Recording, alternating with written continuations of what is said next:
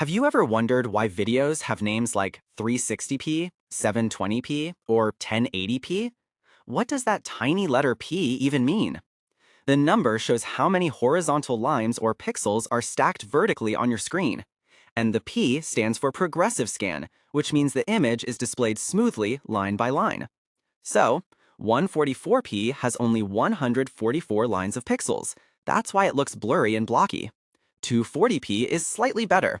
360p was once the standard quality for YouTube videos. 480p is called SD, which means standard definition. Then comes 720p, known as HD, or high definition. After that comes 1080p, also called full HD. This is the quality most people watch every day on YouTube, Netflix, and Instagram. Next is 1440p, often called 2K or Quad HD. And finally, we have 2160p, better known as 4K Ultra HD. More pixels means more details, sharper images, and a better viewing experience.